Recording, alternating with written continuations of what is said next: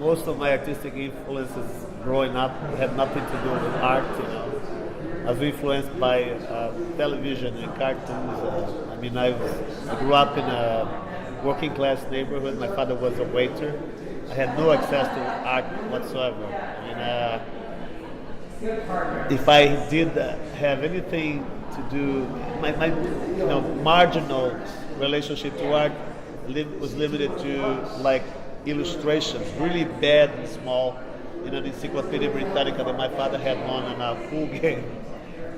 It wasn't until I was 14 that I started, I always drew a lot, that I started understanding, or knowing about art history. It became like an obsession of mine after that.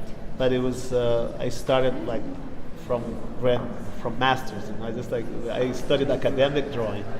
And most of my colleagues at the drawing school, they didn't even know who Andy Warhol was.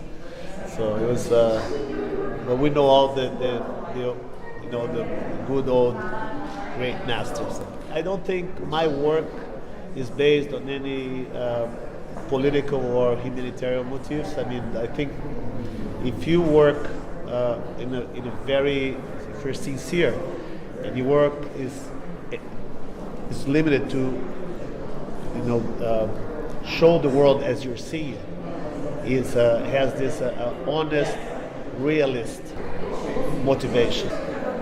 Clarifying, making people see the world in a better, more efficient, more clear way, that's enough for them to make their own political and social ideas.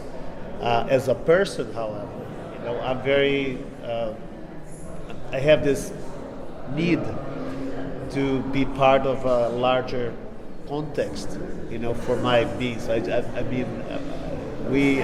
don't think the world stops at any artist. They have to be influenced with everything. They have to be involved with everything. So I think the world extends far beyond my house, my neighborhood, my city. And the more you are involved with your community, the more you are involved with the social context you live in, I think the more you have a chance to feel the world you live in and give it back. I'm not talking about materially, but even also creatively. You would be not very ambitious for an artist to actually limit his experience to his immediate surroundings. So I do get involved with social issues in my neighborhood in Rio, in my city in Rio, and also in New York and Brooklyn where I live. So I'm very involved as a person.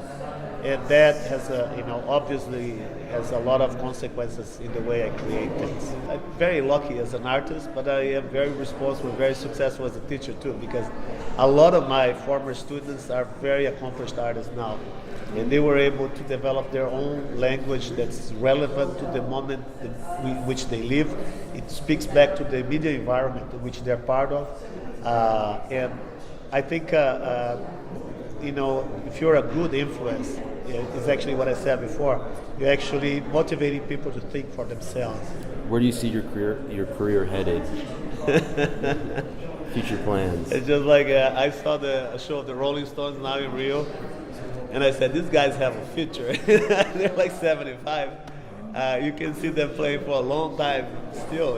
I think when you're a young artist, you're what you want to be. You want to impress people. You want to show what you're capable of, and you want to. Most of all, you just want to be an artist.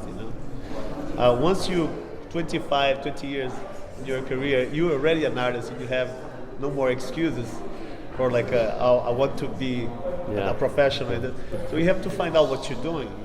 So I want to make art, and I have to find out what this art is doing.